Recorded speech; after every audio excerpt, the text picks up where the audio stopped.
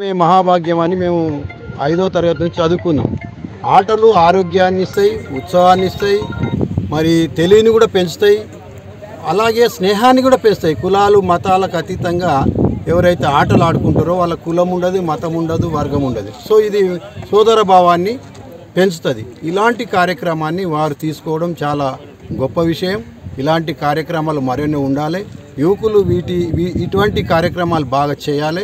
ఎందుకంటే మన భారతీయ సంస్కృతి ఏదైతుందో దాన్ని కబడ్డీ కానీ క్రికెట్ కానీ ఇటువంటి వ్యాయామం చేసే ఈ రోజులలో వ్యాయామం తక్కువైపోయింది. కాబట్టి ఇటువంటి కార్యక్రమాలు ఉంటే యువకులు ముందుకు పోతారనే తెలియదు. ఈ విషయంలో చదువుకునేటటువంటి పిల్లలే కాకుండా గ్రామాల్లో ఉన్నటువంటి చదువైపోయినటువంటి వాళ్ళందరూ కూడా ఆటలు ఆడుకోవడానికి, మానసిక ఉల్లాసం, దేహ దారుఢ్యాన్ని పెంచుకోవడానికి సంబంధించినటువంటి కార్యక్రమాన్ని గౌరవ రాష్ట్ర ముఖ్యమంత్రి వర్యులు ప్రతి గ్రామంలో క్రీడా ప్రాంగణాన్ని కూడా ఏర్పాటు చేసి ప్రతి కార్యక్రమంలో అందరూ కూడా భాగం పంచుకునే విధంగా మన గ్రామాల లోపల మరి నూతనంగా టీఆర్ఎస్ పార్టీ ఏర్పడ్డాక పల్లెటూర్లకు ఏమేమి మౌలిక సదుపాయాలు అవసరమో వాటన్నిటిని కూడా సమకూర్చినటువంటి ముఖ్యమంత్రి గారికి ముందుగా అభినందన తెలుపుకుంటూ, పాలనకు దూరం ఉన్నటువంటి గిరిజన తాండాలను కూడా గ్రామ పంచాయతీలు చేసినందుకు ముఖ్యమంత్రి గారికి మరోసారి అభినందనలు తెలుపుకుంటూ, ఇదే కాకుండా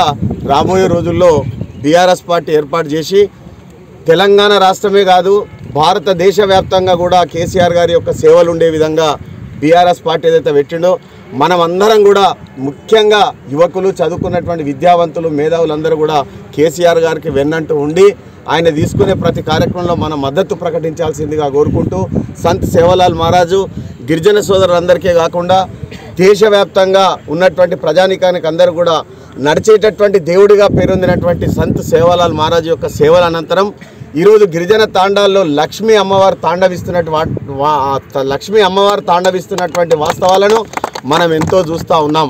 నా చిన్నతనంలో తాండాల యొక్క దయనీయమైనటువంటి పరిస్థితిని నేను చూసినప్పుడు తాండా వాసులందరూ కూడా కూలి నాలి అన్నం లేనటువంటి పరిస్థితుల్లో ఇక్కడి నుండి డాంబర్ వేసుకుంటూ పోతే కర్ణాటక, మహారాష్ట్ర దాకా పోయి మళ్ళొక సంవత్సరం నాడు అక్కడి నుంచి ఇక్కడ డాంబర్ వేసుకుని వచ్చేటటువంటి ఈ కులానికి ఒక దేవుళ్లాగా వచ్చి ఆయనతో పాటు మరి రామరావు మహారాజు టోటలు తెలంగాణ ప్రాంతాన్ని అంతా సందర్శించి మరి గిరిజన సోదరులందరినీ కూడా ఐక్యం చేసి వాళ్ళకు ఉన్నటువంటి చెడ్డ అలవాట్లను దూరం చేయడానికి అమ్మవారిని కొలవాలి, మరి సంత్ సేవలాల్ మహారాజును కొలవాలి అనేటటువంటి విషయాన్ని చెప్పినప్పుడు నిజంగా ఇవాళ గ్రామాలల్లో దేవుడు లేడు, తాండాలలోనే దేవుడు ఉన్నాడు.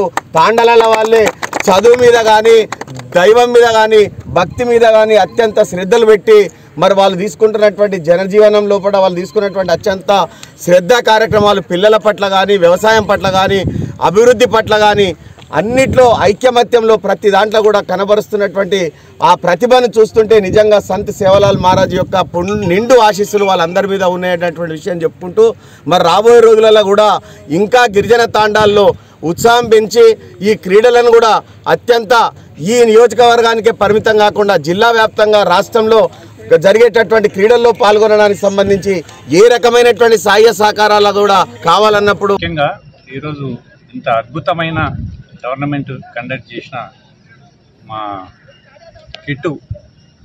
కిట్టును అభినందిస్తూ, నా గురించి చాలామందికి గంగామోహన్ అనే తెలుసు. నా ఇంకొక కోణం ఎవరికి తెలియదు ఈ క్రికెట్కు సంబంధించి. అయితే 1978 నుంచి 1998 దాకా 20 సంవత్సరాలు నేను ఈ జిల్లా కెప్టెన్గా ఉన్నా, క్రికెట్ కెప్టెన్గా ఉన్నా. అయితే ఈ క్రికెట్ అనేది జెంటిల్మెన్ గేమ్ అంటే మనకు కబడ్డీ, హాకీ, ఫుట్బాల్ ఇవన్నీ చాలా గేమ్స్ ఉంటాయి, కానీ దీన్ని జెంటిల్మెన్ గేమ్ అంటారు. జెంటిల్మెన్ గేమ్ అని ఎందుకు అంటారంటే ఇది చాలా డిసిప్లిన్డ్ గేమ్.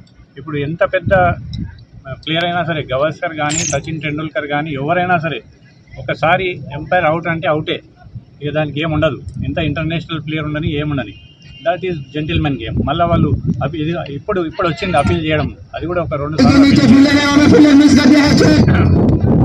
అట్లానే చాలా డిసిప్లిన్ గేమ్ ఇది. ఇప్పుడు ప్రస్తుతం మన మాణిక్యం ఆధ్వర్యంలో ఇంత పెద్ద క్రికెట్ టోర్నమెంట్ నిర్వహించడము చాలా అభినందనీయము. మన సంగారెడ్డికి కాబోయే ఎమ్మెల్యే మాణిక్యం భాయ్.